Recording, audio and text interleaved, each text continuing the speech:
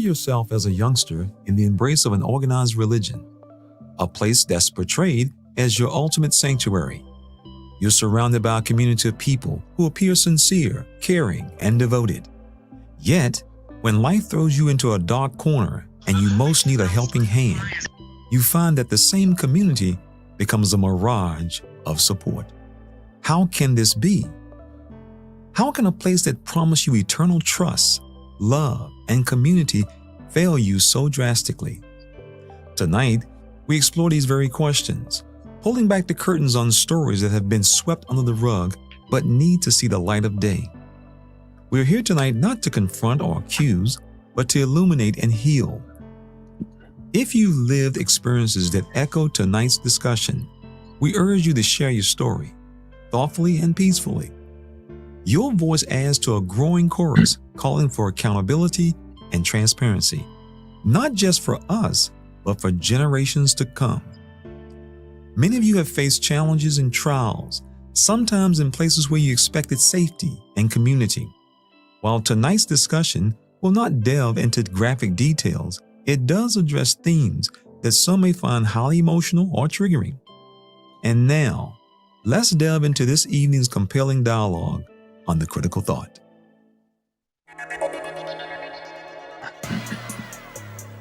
You're listening to The Critical Thought, where we challenge our listeners to use critical thinking when examining the teachings of Jehovah's Witnesses. I'm looking for Anthony Morris. Who? Tony Morris III? Tony Morris? Mm-hmm. Yeah, he's not here. Okay. Can you tell him Selena Vertolomo came to see him? Selena Vertolomo. Vertolomo. Hold on. Do you need to talk to him? I think he needs to talk to me. He's responsible for the rape, stalking, and torture of myself, my sisters, and my mother. And I came down here to Lumberton, North Carolina to tell him my goddamn self, sir, That he raped you? that his ass is grass and I'm the mower. His time has come. He has protected child rapists for long enough. He was relocated here to your nice Kingdom Hall. I understand you're a Christian congregation of Jehovah's Witnesses. He is directly responsible. He is directly responsible for everything that has happened to me and my family. And I've come for him, and I will continue to come for him. And what is your name? Selena Vertolomo. He's very well acquainted with my father, Tony Vertolomo, who is a child rapist and was running a sex trafficking ring inside of Jehovah's Witnesses. Vertolomo. Vertolomo. Vertolomo. Can I just say this to you? Sure. In all consciousness and respect for you, I am so very sorry. I'm okay. Thank you. I don't have no Is he around children here? I'm sure he is. He's incredibly dangerous, and I need people to understand that. There is a nationwide investigation going on right now out of California and Pennsylvania. He is at the heart of it. It's taking way too long. It's not protecting the children that are currently around him. And now that I know where he is and why he was relocated here, I came myself.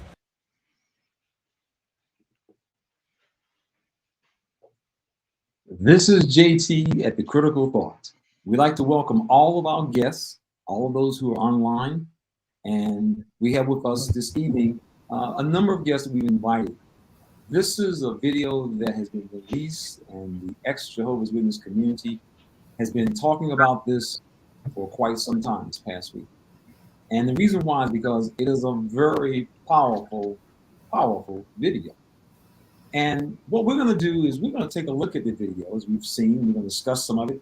But there's a much bigger picture that is involved. In fact, Selena's video and her comments and what she's experienced, it literally gives us a window, literally a window into the Watchtower's handling of issues just like this.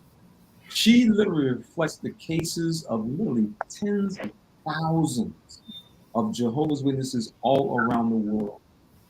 This morning, I was talking to my wife, Lady C, and we was talking about how, for many of us, especially those of you who grew up as Jehovah's Witness kids, like myself, my wife, and many of you who are watching this program, we know how difficult it was growing up being a Jehovah's Witness child.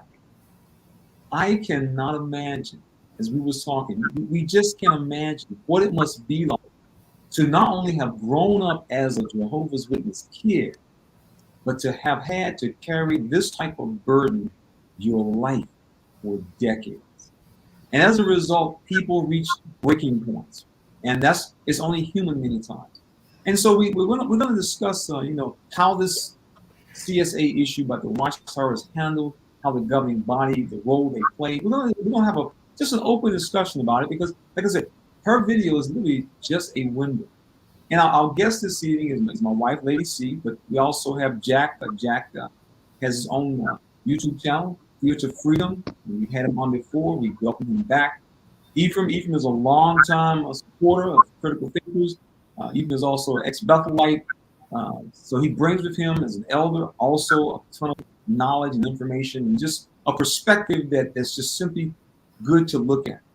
And we have Lucille. Lucille, she herself has been involved in CSA in the child issues because of actually taking the steps of going and reporting cases herself. And we had an interview with her, and it was really a powerful interview because she realized something needed to be done. And so all of us, and one of the things I often tell people, all of us, we do our best we can, whatever area we're in, because we're all trying to make a contribution toward getting this issue in the open and getting Watchtower to change its policies. So I just wanted to start out. JT, before you start, can you connect your microphone? Your microphone's not connected. Oh, it's not connected? Can you hear me now? No, connected through settings. You're sure it's not connected. You're talking through your computer or something.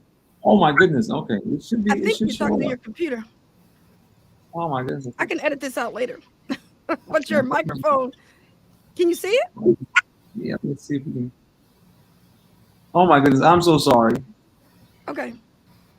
You got it? It dropped down. It dropped down to the mic. It dropped down to the microphone on the machine. Sorry about that. All right, there you go. All right. Okay. Sorry about that.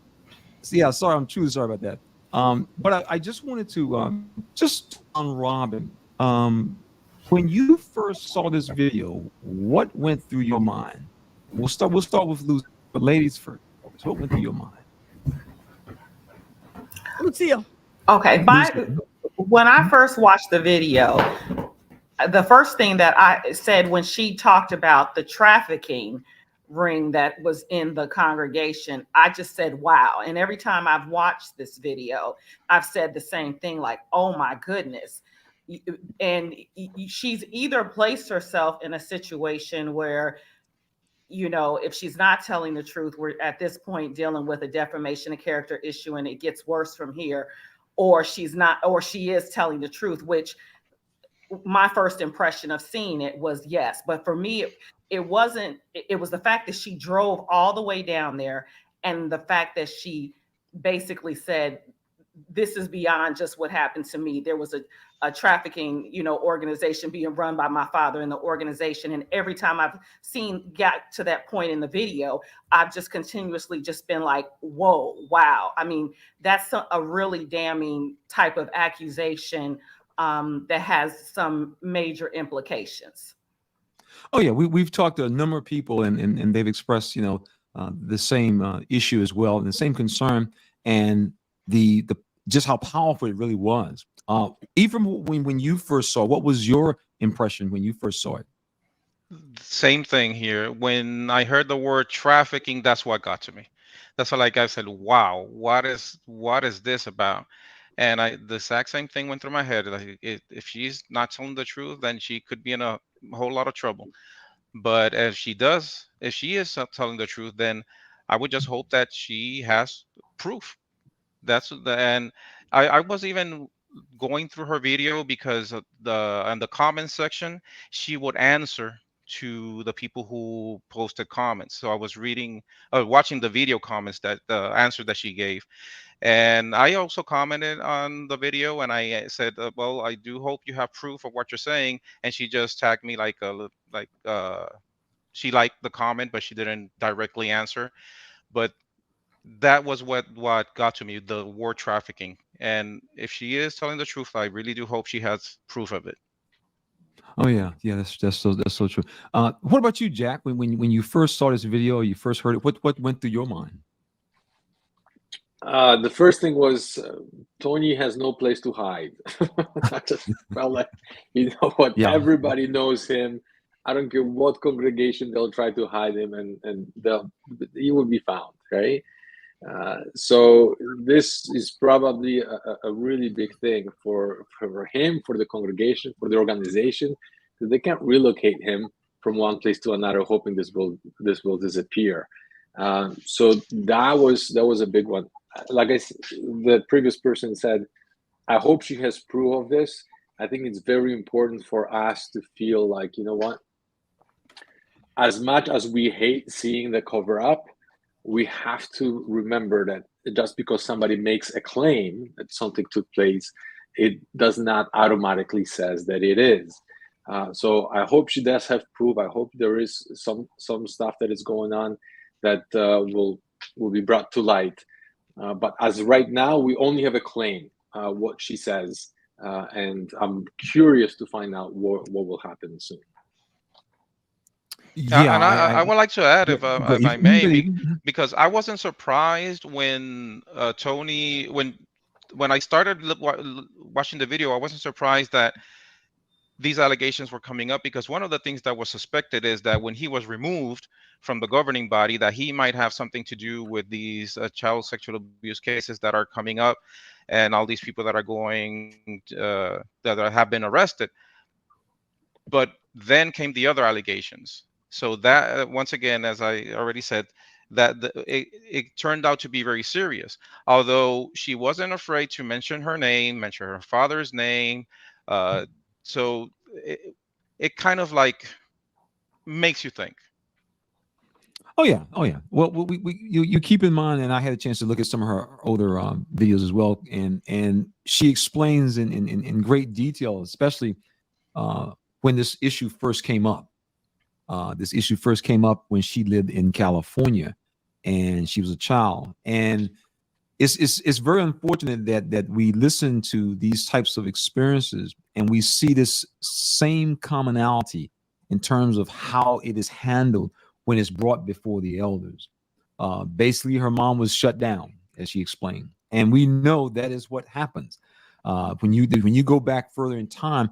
The Watchtower unofficial position was, we always handle this kind of stuff in house, and so as a result, tens of thousands of people, they had their issues brought before elders, and they just basically told them, we keep it in house.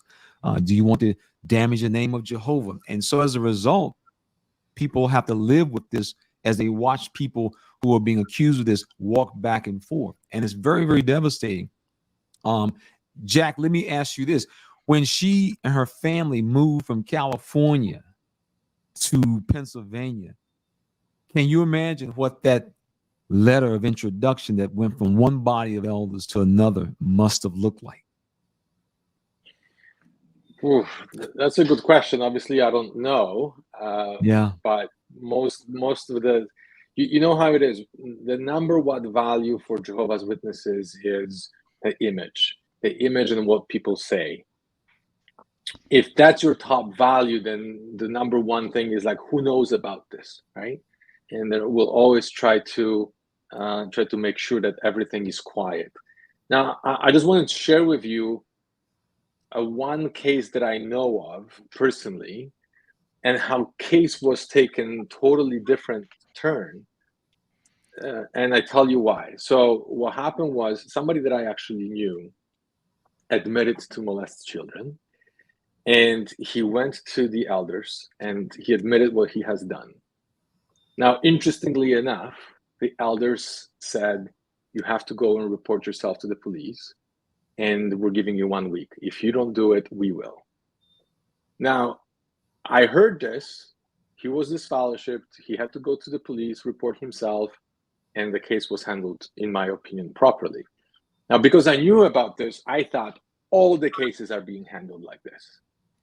In my head, it was like, yeah, that was the proper thing to do and the proper course of action. The only reason why that case was different than any other case that I ever heard about is because the victims were not witnesses.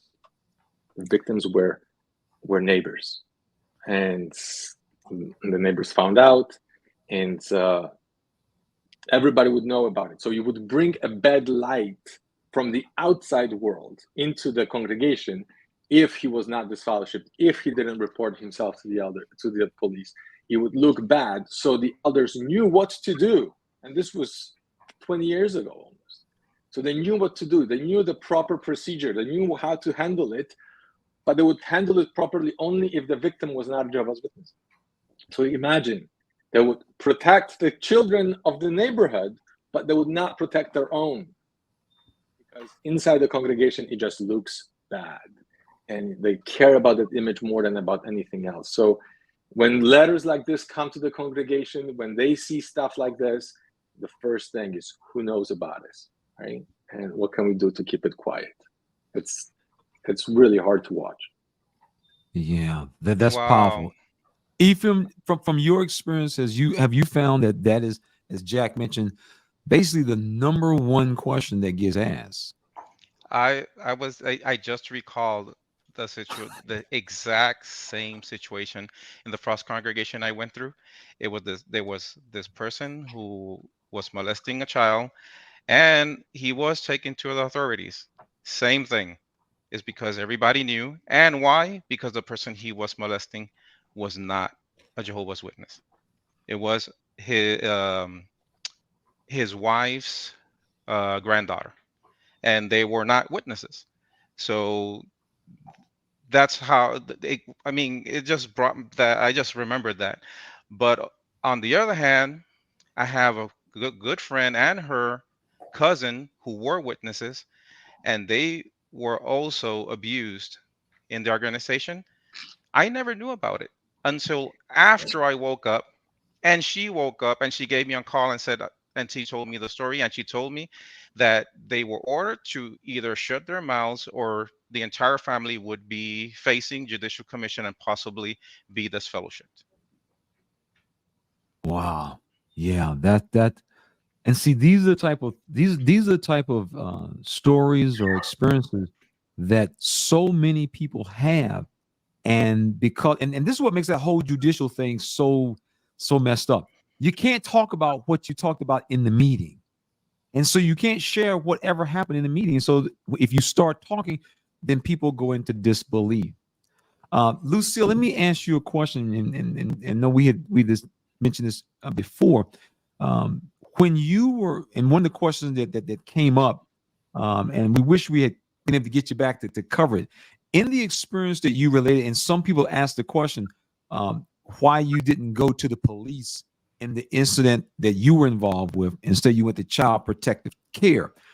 Could you share with us why you did that, so that people will understand that when people have to report something, that there are issues, or there are things that are on the table that have to be decided upon?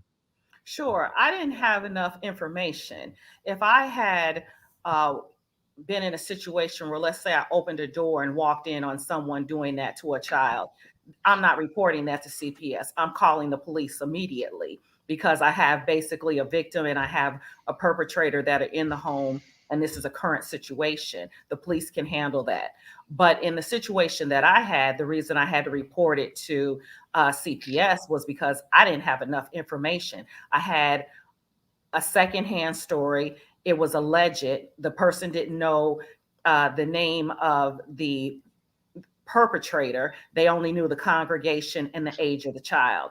And so based on that, when I did some research, just a Google search in terms of where to report CSA, it says report in the state of Indiana that I was supposed to report that to Child Protective Services. So because it was suspected, I didn't have enough information to go on in terms of the name of a family, and it wasn't an active case that I had walked in on. That was why I chose to report it that way. But if this had been a situation where I knew that the child next door was being harmed, or I walked in on it in my home or something like that, I definitely would have recalled the police and not just got on the phone and called CPS. Yeah. Thank you so much, because we had people email us. I said we'll get a chance to touch base with. I'm glad you were able to help us better understand that based on the circumstances, it's kind of with the governance and not what direction you have to go in. Let me ask you this question, Ephraim. Just JT, I don't know if you mentioned this or not, but Lucille was on our program about 2 or 3 weeks ago, giving her experience. Did you say? I don't know if you said that or not. Yeah. Okay. In fact, I told her that a number of people asked why she didn't go to the police to start with, Right. and Okay. and she went ahead and rounded, as we said, she rounded it off for us, so we understand why. Because I wanted to just say for anybody who didn't get a chance to see that video that she did, it was a very interesting discussion. Because she talked about the steps that she took. It wasn't just going to CPA, Child Protective Services, CPS. She also called Bethel and the local Kingdom Hall. So she really gave them a run for their money. So if you don't get a chance to see that video, get a chance to, go over to Critical Thinkers and see the video that the interview that I did with Lucille. It's this whole issue, the way the organization. I mean, I remember when the issue with the Catholic Church first started, and I know Ephraim, you come from a Catholic background. In the Catholic Church, people, and I've never been Catholic, so I didn't know. I had no idea just how much people love their priests. Friends might not love the elders as much, but in the Catholic Church, people love their priests. And so when people started reporting that priests were doing this to kids, it was like, please get out of here. No way. And so the same in the organization. When this issue became something, witnesses automatically went into default mode. But let me ask you this: when you see something like a person like Selena steps forward and puts herself out like that, what impact do you think in terms of empowering other people to step forward with what has happened to them? Do you think this can be an impetus to help other people get over the hump, as it were? 100%. 100%, regardless of whether she has proof or not. If I believe that there are many people that maybe are on the fence and they might think, should I talk? Should I not talk? And they see somebody put themselves out there like this. Of course, there will be many other people that say, you know what, I'm gonna do it too. Yeah, Jack, you think that because from what I understand, she got like over 1 million responses back, for that video. Sure. Do you think it will cause some young person, or in fact, for many people? I personally talked to people who were abused, and they admitted to me that they're simply not going to report it because nobody will believe them, because it happened so many years ago, and they don't feel that they have any grounds right now, especially if the person, moved to another location, they don't want to go through this hassle and so on and on. So I think seeing other people going through the trouble and knowing that they're not alone, I tell people, listen, even if they don't believe you, but it is reported. And the moment there is another person reporting on that person and another one, now your story will be believable. But if you're holding it within yourself and you're not sharing it with anybody and you're not reporting it, then and there's 5 other victims and they feel exactly the same like you, then the person will get away with it. So even if they don't believe you, but at least it gets reported, and there are greater chances of that person to be caught, right? But if you're holding with yourself because of fear, well, you're just allowing that person to get away with it. Yes. That's really an excellent point. You could start this thing snowballing, and that's what we've seen around the world. People have decided to step forward, and I was reading something about how that for many people, and this is why we see the laws in many countries as well as in many states have changed. For years, the Watchtower has always held on to the fact that time has elapsed, and the court system is no longer, 4 years has passed. You had 3 years, 4 years reported. Too bad, and the Watchtower has depended on that as a way to get out of so many cases. I mean, just tons of cases they get out simply because time had expired in terms of reporting. But now we see that all around the world, in many states, legislatures, they're coming in and saying, you know what, we're going to go back, because people have come to realize, especially those in the professional field, they've come to realize that it may be 10, 20, 30 more years before this person actually comes forward and expresses what has happened to them. And so we want to make sure that people are there. I think in the case of Selena, it provides an example to all those who may find themselves in the same situation of how there are people who will welcome you to tell your story. Welcome you to tell your story. And these people take the form of authority figures, legal officials, AGs, as well as a community of people who oftentimes have seen this, like all of us. This has been something we've been involved in. We've been talking, discussing, can accept people and listen to what they have to say. And I think that's, that's it's such a thing. Lady C, I do have a question for you. And I'm gonna throw it out to everybody else as well. You gonna put me on the spot? I'm gonna put you on the spot. There's an interesting aspect of that video of hers, and that is that what I would assume is probably an elder, based on how he was talking. It was probably an elder. What do you think of that gentleman, Lady C? Oh, I've been talking about that all day. So while we've been preparing for this this live stream, I've been walking around making this comment all day. Who is the brother at the Kingdom Hall that she's talking to? Because you notice how she like turned the camera so that you could see him, and he's actually, giving her some support. It's like, I am so sorry that happened. So my thing is, and I know he probably wasn't expecting to be on camera. He may not have even known she was recording, but wouldn't it be something if he was a PMO or something, or somebody that knows something that's, like inside story about this Anthony Morris? Because, he was really, showing his support to her, letting her know that he was really sorry to hear that happened to her. So there's something there, And so then I also thought that for somebody to drive all the way to North Carolina to be on, and I'm sure she's not trying to do this just to be getting some clicks and ticks on TikTok, because this is time out of your day. This is humiliation. This is everything, So, she's on to something. And so is that brother that she was talking to. Yeah, will you just go ahead? Because go ahead, because this is I want to hear what you got to say. Yeah, go ahead, Jack. You go first. Go ahead, Jack. Go ahead. I felt like he was trained to answer. Don't forget, witnesses are trained all the time.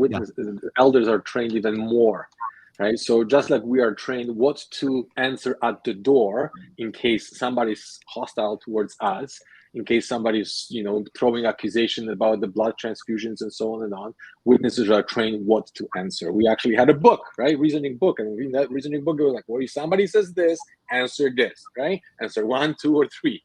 And elders have additional training of what to do in case there are accusations of child molestation, rape, or anything like this. I felt like he answered from the book. That was just my feeling. Oh, really? Okay. That's it. How about you, Ethan? What did you think when you said that? So when I'm watching the video, her video, and I'm reading the comments, and one of the comments said, "Oh, this is a fake video. It's staged." And all of a sudden, she goes ahead and pans the camera right into this brother's face. I'm like, oh no, this is not staged at all. This person is right there answering, and just like Jack said, right out of the book. Yeah. I have a little different perspective about that. Go ahead. This what we have everybody up here. I watched the video she did in July, and the July video seems to be the video that caused her basically to click off safe and make this drive, because she said in that video, she was making reference to, I think it was the state of Pennsylvania or state of California, something like that, and the district attorney basically handing her bad news or not telling her what she wanted to hear about this case and wrapping it up as a package. And so when I watched that seemed to be what led her to find, when she in the video that she did basically say, okay, well, I've been waiting on the police to solve this. They're not going to solve this, so I'm going to take matters in my own hands. But she did a subsequent video after the one where she met the elder. And she said that he called somebody on the phone, placed it on speaker so she could hear, and said that, you know, hey, look, this Selena Bertoloma has showed up here looking for Toni Morris. And according to her, the person on the phone said, don't sympathize with her and don't give her any information. But the main thing was don't sympathize, because sympathizing basically would be sort of kind of, it could be viewed as an admission of guilt. And that's what he was advised to do. And she was actually in the room. The person must not have known he was on speakerphone, but she said that she talked to them a couple of hours, you know. So I think he was heartfelt, because I would think that the organization's stance would be don't sympathize because you don't want to admit any guilt at all. That appears to present that you are making the claim be viewed as valid. That's interesting. Yeah, that's a really good point.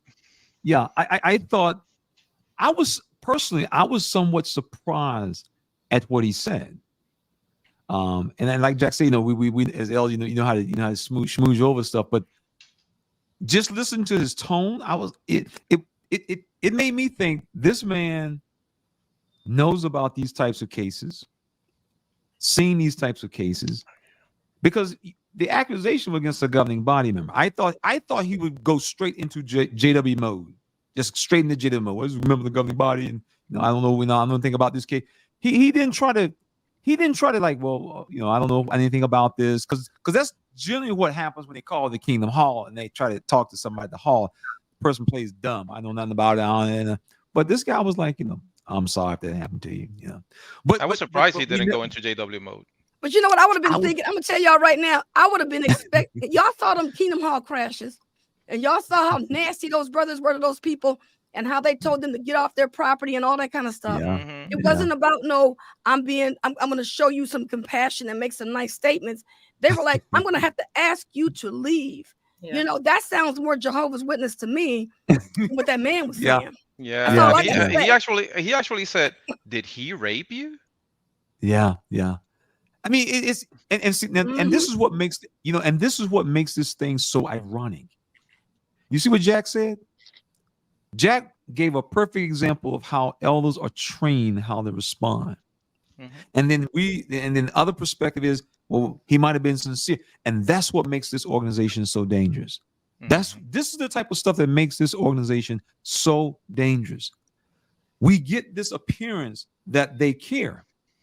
They will say, I remember before J.R. Brown died, he coined the phrase, and it became literally the stamp that every comment would always be made whenever this issue came up. As Jehovah's Witnesses, we abhor childish. That became the moniker word to use.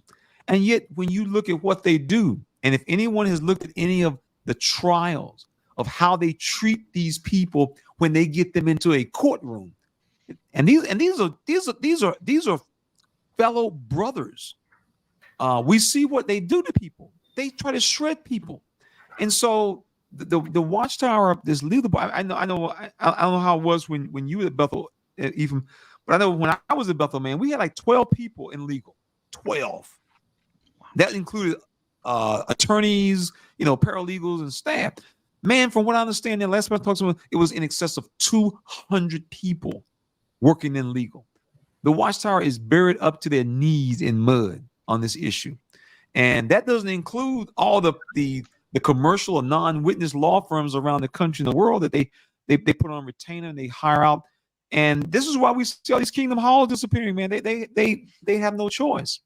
But let me ask you this, Jack. Do you think that that things like this will eventually make the Watchtower change its policies, though? That's really, and because that's really what everybody's asking. Just change your policies. It can be fixed with one sentence, not even the paragraph, with one sentence. It's a crime, reported to the authorities. And that's it. I don't get it. To be honest, I thought about it many times. I asked many people why they don't change it. I don't have an answer. I don't have an answer for you because for me, it's the simplest thing to fix. We're not equipped to dealing with this kind of things. It's a crime. Please report it. That's it. Case will be done. No more lawsuits. No more writing checks underneath the table. Nothing. And they won't do it. Yeah. Why? I don't know. Yeah, Lucille, and I encourage everyone, if you haven't seen Lucille's video, to be sure to watch. But Lucille, you personally called to Bethel. I mean, you called headquarters specifically on this issue. As you look back now, do you see how simple they could have made that for you? Yes, I mean the first thing is when I called both times, you know, they're very kind to you, very inviting. But like I told Lady C, they talk to you like you had entered a cruise ship. So if I'm calling in saying, look, I am calling about a possible CSA at this particular congregation in my state, the appropriate response is, oh my goodness. But it was never that. I mean, they literally kept talking to me in this very inviting voice and kept telling me that the grandmother, if she felt it was necessary, could report. And with the amount of cases that they have had, most companies, when you've reached the national stage or the international stage, as the Jehovah's Witnesses had for this particular situation, most of them have already put together a plan in place, a frequently asked questions, a list that are given to their frontline people, a hotline that frontline people can refer people calling in to report an issue that you basically are facing internationally. There was none of that. There was none of, let me take down your information and have someone to call you, or here is the hotline that we're directing all of these issues to. The person just kept telling me, if the grandmother wants to report, then she can report.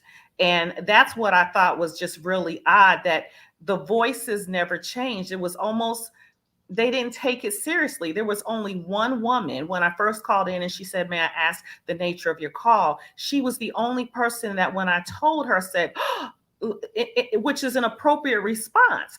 None of the two gentlemen that I actually spoke to, you know, had that type of response. It was just a consistent deflection instead of taking the information and trying to do something with it, or directing me as to where to go if they thought that I didn't know what to go. Most businesses have some type of system in place when they have a problem that has been brought to an international stage.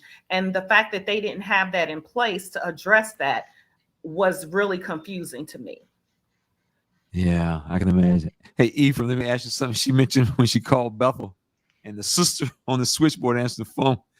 You see what her reaction was? Unlike the guys down in the service department. It's amazing, isn't it? Oh yeah. Oh, definitely. And the thing is, like, you have mentioned before that it takes Satan's world or governments to make God's organization do the right thing. So they maybe able change some of the policies, but I don't think they would, either because of they're too arrogant, or because they're afraid of more lawsuits if they did it, or that they will lose more members if they changed, all of a sudden they changed this policy. But I was remembering when Jeffrey Jackson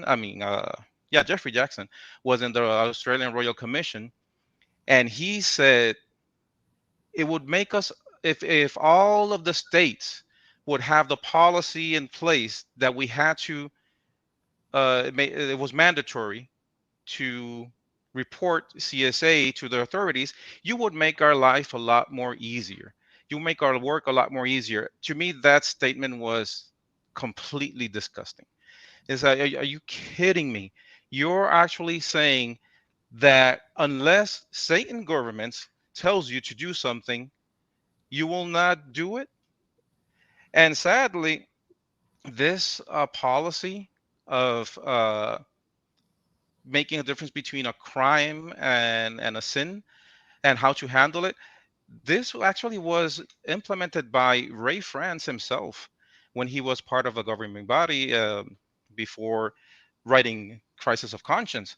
He was the person who implemented this. Of course, he did it with good intentions, believing that Satan rules were governments and the judicial system was corrupt and all this stuff, that crimes had to be handled in the house.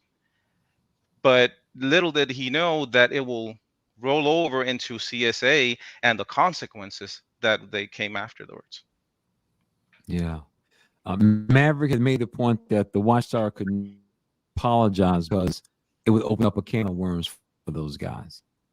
And I think he would. It's the same thing with the blood. If the Watchtower would just come out and say, we apologize for those that we hurt, I don't think the legal department would ever allow them to do that, even though they push every Jehovah's Witness to apologize when they do something wrong. And that's the unfortunate thing about this organization. But the thing is that I actually think the apology has the potential to make a difference. These people are angry, and people who are angry sue because they are not acknowledging what is happening and they are continuing to cover it up. A lot of times, if you can just say, we acknowledge that this happened in our organization, we acknowledge what your pain is as a survivor of this, we are willing to do what it takes to make amends and even come up with recommendations, they may find that the amount of suits that they have are not nearly as much as what will happen if they continue to be stiff-necked about this. Because like Selena said in one of her videos, the millennials and Gen Z, they're not playing, because she said they are the first generation that now has had full in-house access to the internet. And so they are seeing people like her. She's been doing this since the fall of 2021. She's called it the Indigo Project, and she's continued to build upon this. And as she develops more steam and there are more people like her, that's what makes people sue. It's not just the damage that's caused, it's the fact that organizations are not acknowledging the damage. And I really think that it would be much better in their best interest if they acknowledge the damage that they caused, try to say that they will make amends, show that they've come up with some systems in place to protect their children in the congregations and in the communities. And I think you would be really surprised as to how much the level of rage of victims would at least somewhat dissipate or subside some, just to be acknowledged that they did experience, that their experience was true. Yeah, I agree. That's a good point. That's I'm sorry. Go ahead. If you just apologize, you could even use the Bible to back it up. They say, oh, well, there were anointed ones in the past that made mistakes, like King David. He made a mistake and then he was sorry about it. And they just come up and say, look, we also made a mistake, just like King David made a mistake. Solomon made mistakes. So the King David apologized, or he repented, or whatever. I believe the members will eat it up, at least a good percentage of that. And they will say, well, you know what, we could respect you a little bit more now. But continuing to stay in this arrogant, stubborn state, and no, we will never change our two witness rule. It's just, they're just shooting themselves in the foot. Yeah, I agree. I want to make a point. JT, I want to address some of these comments that's coming in. Okay. Because one of the comments that I've had up here for a minute, I didn't want to forget it. The individual was saying that Selena can be facing legal charges for slander and defamation, and even JT can be dragged to court for pushing Selena's baseless claims. This video, this live stream is not necessarily being targeted towards the Selena. This live stream is for the Selenas of the world. Okay, we're not speculating about whether this happened or not.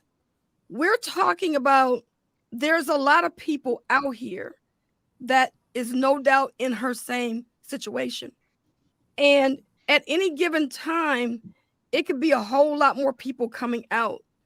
So once more people start coming out like that, it's going to be really a bad situation for the Watchtower, because right now, like I think it was Ephraim said, or I think it was Jack, one of you, talking about them just writing checks. Because right now they're just writing checks, but you really haven't had a lot of people coming out on social media talking about it. Because remember, people keep saying, go to JW, the Jehovah's Witnesses keep saying, go to JW.org, go to JW.org to get information about the religion. But while they're up there getting information from JW.org, they're going to also be on social media looking at all of these people that are talking about these bad experiences with the Watchtower. And it's not going to be long before they stumble over there to the Australian Royal Commission. So we're not really speculating about Anthony Morris in the situation. We're talking about how many more people are going to come out and start giving the Watchtower a real run for their money. Yeah, and I remember when there was this Me Too movement, right? That started with just a few people who actually had the courage to speak and expose what took place. And even if they didn't get the justice in courts, they were at least brave enough and courageous enough to explain their situation and their story publicly. And that gave courage to a whole bunch of other women that were quiet, and they're like, oh, that happened to me, that happened to me. That's why Me Too movement, because so many people were sitting on the sideline, you know, afraid that they're not going to be listened to, they're going to be maybe lose their jobs, maybe they're going to be looked down upon, made fun of, mocked, you name it. And it does happen, but when you see that there's so many, right, then the statement is so much more powerful. And I think a lot of those cases are handled behind the closed doors. And at the end of the day, when they get the check, the very first thing is they have to stay quiet. They cannot go in public. They cannot talk about this case anymore. If they cash that check, they're done when it comes to public exposing this case. But people who didn't do it, who are sitting on the sidelines, they have that power now to give courage to others by sharing their stories. So what we're experiencing, absolutely, this is just one of very few cases on social media that will become a dominant effect to others. I'm pretty sure of that. Yeah, and I appreciate Capricorn's position, because in fact it was something that we kind of touched. I don't know if he got in early or got in late, but something that we touched on before is that when you come out with these types of statements, or it does open up serious legal ramifications for people who make these type of accusations. And so we acknowledge it, because the issue of credibility will always be debated back and forth. That will always be debated. And that's why we have to take this to court. You know, Tom, you know, I think what Tom Cruise, he put it best, you know, it's not what I believe, it's what I can prove. And so this is why getting evidence, getting these documents that they need to go to court, this is why it's so important. I noticed one of the things that she kind of mentioned in her, and it's understandable, because everybody knows the wheels of justice move real slow. Everybody, it just moves slow. You know, she mentioned the frustration of waiting for something to happen, and it takes time. And of course, sometimes nothing happens. And so it's important that people decide not to take things into their own hand, because at that point, you then become literally the poster child for the Watchtower. See what they did? You know, that's what they did. And so this is the type of dynamics that these types of issues open up. But I couldn't disagree. I couldn't disagree with what Capricorn said. You know, when you come out in a public forum, it can, and you make accusations against an individual, it can lead to certain legal implications. How the Watchtower will respond will be interesting. I know years ago, the Watchtower had an official position that we always stated: we do not address our distractors. But years later, the Watchtower realized they had to start talking. And that's why they set up that public relations department, because they realized everybody else was creating a narrative all around them. And it became something of a concern. And so that's why they hired, they had a number of people who served as public relations. Then they got Hendricks. And Hendricks is the perfect public relations man. He goes out smooth talking. Yes. And you're like, please, man, you got to be kidding. Because when you watch the legal guys, they're saying something totally different. And so this is what this organization does. It has, as we've discussed this so many times, the brand is the most important thing. If they have to make a decision between sacrificing you and me as individual Jehovah's Witnesses, we lose. We lose. And that's why all these kids lost. That's why for decades. I mean, I was just telling my wife, you know, I just found out, and I just found this out probably about 2 or 3 years ago. In my own little congregation back down in North Kakalaki, my little congregation, 3 kids I knew, I grew up with. Turns out they had to deal with this issue. All those years I knew them, and we played, and we went playing basketball and bike. I never knew that this is what they were dealing with. Now they're in their 30s, 40s, and 50s. Now they're dealing with it on another side. And so, you know, we hope that people who find themselves will feel that they can talk to somebody. You know, talk to a therapist, talk to your doctor, talk to somebody. But don't carry this thing around. You know, don't carry this thing around. The Watchtower needs to be held accountable for it. They really do. Look at the case with Danny Masterson. 2 out of the 3 people got justice. 1 of them did not. But her testimony helped the other 2 get justice. So maybe you may not be able to prove what happened to you, but just coming out there and sharing your, be brave enough to sharing your experience may help others to actually get justice. And whether you can prove it or not, if you know it's true, the Watchtower has to be held accountable in one way or another. And exposing them makes them lose members, and just people know what they are. And you help to protect also people in the community, because you don't know who's knocking on your door. You don't know if the person who's knocking on your door is a child molester, because the members of the congregation don't know. Who they keep it so covered up in such a way that, just like you said, JT, the my friends, I grew up with them, and it wasn't until 5 years ago that I learned that they went through this situation, because they were prohibited to talk about it to anybody, or they would be disfellowshipped. I mean, I look at what the Watchtower's policy is, and Jack and Ephraim and Lucille and my wife, we think about what the policy is. The Watchtower says that a person who has this issue, the elders will keep an eye on him. That is the extent of their surveillance program. We're gonna keep an eye on him. So if he go to the bathroom, we're gonna go and make sure that there's no little kids in the bathroom. This guy works a job down. He's a janitor down at this school. I mean, what? And so it's this whole idea that they're gonna keep an eye on someone, and that is gonna be sufficient. And that's what got them in trouble with the Royal Commission, because the Royal Commission had a real simple question. What does your organization do to protect our community? Not the Jehovah's Witness community, but our community, because we give y'all tax benefits. So what do y'all do to protect us when y'all had this problem? And I remember the 3 elders that they had up there on that stand, man. Those 3 elders, they represented the Watchtower's front line. And I just can't imagine what Stewart and everybody in that courtroom was saying. These 3 guys are the front line for y'all? These 3 guys? And I mean, and I think back to myself. It's almost frightening to think that as an elder, this is something that I was supposed to be handling. And I'm just going to throw this out there. What do you now think is going to happen that the Watchtower is now appointing elders 20 and 21 and 22 years old to deal with stuff like that? What do you think is going to happen? Oh, boy. Well, that's going to be that's going to be interesting. That's going to be a whole mess.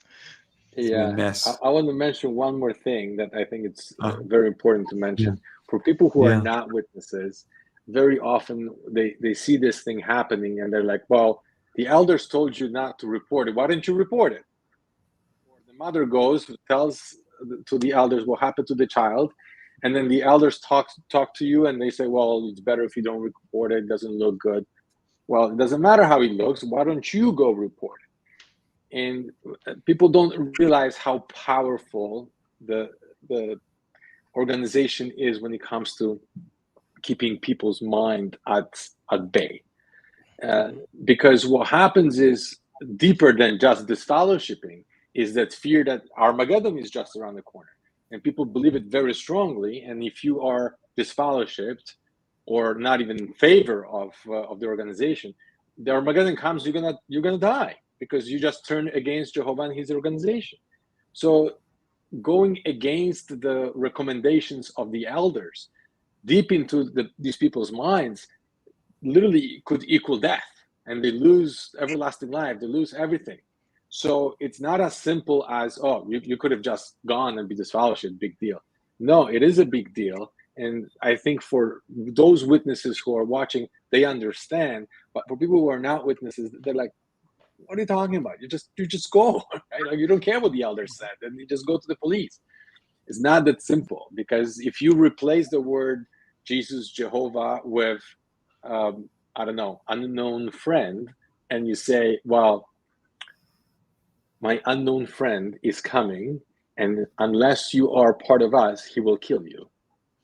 Now that is a threat, and then you're gonna respond totally different. But for people who believe this, right, that Jesus will come and destroy everybody who's not in the organization, you know, your being disfellowshipped could equal that, right, and losing everlasting life. So it's much deeper than just being ashamed of what you're reporting and what people in the congregation will think of you.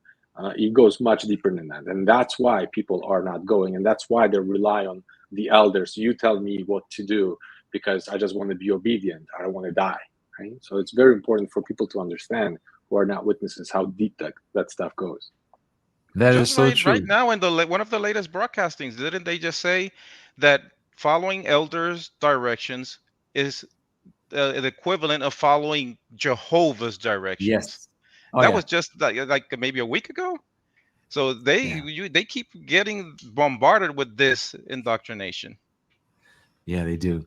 One of the commenters made the point that the Watchtower is slowly erasing Anthony Mars from all their literature, all their publications, which makes a profound statement, being that he spoke as a channel of Jehovah, spoke for God, and now what he had said in behalf of God is now being erased. That's amazing that he now has no value in what he said. I mean, this organization, I think people often wonder will the organization fall, will it go out of business? Well, personally, I think that because religion has such a powerful influence in people's lives, the Watchtower will probably be around. But I definitely believe that it will morph and change as it has always done. I mean, this is not the same organization when many of us became witnesses. And in another 10, 15 years, it will not be the same. They will simply morph and change to adapt to the times. And all this changing is because what was the truth yesterday might not be the truth today. You know, we've had you guys here for about an hour. We appreciate. We want to be conscious of everybody's time. Oh, yeah. Even people at home who are watching. Yeah, we're pushing about an hour, and we just want to be cognizant of everybody's time. But I just want to just thank everybody, all of you for chiming in, just sharing your thoughts, because we came through this, and what we're all trying to do in one way, shape, form, or fashion is help people get out on the other side. Lucille, you got any final comments you want to share about anything, or even? Yeah, there are two things I'd like to say. The first thing is, if you happen to be an elder who's watching this, and the witnesses are telling you to get rid of documents because she's alleged that, and that's not the first time I've heard it, you really need to start engaging in critical thinking and separating yourself from the group to figure out internally what your intuition tells you. Because if you start destroying documents that the court systems are looking for, they're going to leave you. The Watchtower my undergrad was in sociology, and there's this thing called I think it's called reification. The thing is that individuals are made to protect organizations as if the organization is a person, an entity. And so everybody who's in that organization at the top is going to do, it's called reification, I think. I can't remember the word, I'm sorry. But their loyalty is to the organization as if it's a person. So if you're someone at the bottom, you're an elder and you're destroying documents to protect the organization, they're going to leave you out here to dry. They're not going to protect you. They're not going to help you hire an attorney. They're going to say that you did this of your own accord. So it's really imperative that everyone in the organization, especially someone in a leadership position, really thinks about, you have to unhinge from that indoctrination and say, what do I believe about this situation and how it should be handled? And how can I protect myself legally? Because ultimately, if you do what they tell you to do, they're going to say that you did that of your own accord and that had nothing to do with them. The second thing is that this is a security issue now, because it's been going around on the internet where Toni Morris is located. And with the climate in the United States being the way it is with shootings, they're going to have to be really concerned about someone coming down there unhinged, since they can't get in touch with the organization. Everybody knows where he's located. They've taken pictures of his house, and basically taking out, their grievances in an inappropriate way, because they have linked him to this, though we really don't even know if that's why he was retired. I mean, personally, I think he was retired because he was damaging the brand. He got caught, buying the $900 worth of alcohol in the store. He was saying all kinds of crazy things on the internet. He had aged out. He may have even had dementia. And I really believe that's probably the biggest reason why they retired him, was because he was damaging the brand. But they have to be concerned now of the security issue. Yeah, they will tell you to take one for the team. And there's no question about it. Whatever happened to him, and we'll probably never know because we'll never see the actual documents. But we do know that it wasn't good, because being a governing body member is for deaf, and they have lots of dementia governing body members sitting over in the infirmary. I know people whose wives, they work in the infirmary. Yeah, they have their wives working in the infirmary. Their job is to feed them and take care of them, walk them around. But we do know at the end of the day, it wasn't for a good reason, and that's why they're literally, as what's that Orson Welles 1984. They're rewriting the history. Yeah, even Jack, any closing words? Well, I mean, Lucille said it best. There's not much I could add after that, because I loved every word that she said. I see that comment over on the screen about appointing elders at age 21. I heard at one point that there was a state, I don't know if it was Missouri, it skipped my mind, that the youngest elder in the entire state was 42 years old. So that's why they're reaching out to these young people that may be just thirsty for a little title position in the organization, and it's just going to bring up a lot more mess. But as final thoughts, I mean, if you feel that either Selena's story or other stories out there have empowered you to come forward, do so. And to the elders, Lucille, I love what you said. Yeah, you hung out to dry. Jack, how about you? Yeah. No hung out to dry. Well, I appreciate the thoughts, and I would just say that if you are a victim and you're afraid, there are tons of people that will not only believe you but will help you. If you are one of the elders maybe watching this, and there's something wrong, but you're still afraid of the consequences of bringing stuff to the light, there's tons of people that will help you and that will never mention your name. But you got to ask yourself, what is the right thing to do? What's more important to do? Is it to protect the brand of the Watchtower, or is it helping the victim and protecting the next victims that could happen? So what's the right thing to do? And that is a question for everybody whoever has anything to do with those cases. Yeah, excellent advice, man. It really is. Lady C, any closing thoughts? I think everybody said exactly what I would have said. I think, I think that here's one of the things I will say, and I don't know if anybody has already said this because y'all said so much stuff that, but remember when that one brother went to Bethel? He went to what? Patterson, Walk Hill, whatever it was. I think it was he was trying to get his film crew in there. and they would not let them get past the security gate. And, you know, it was like, I want to see the brother, or somebody else was trying to get there to see somebody at Bethel, and they would not let them through the gate. Well, Anthony Morris is not behind that gate anymore. Anybody can go to the congregation where he's at. He's no longer protected. And I think it's very interesting how, you know, they've kicked him out.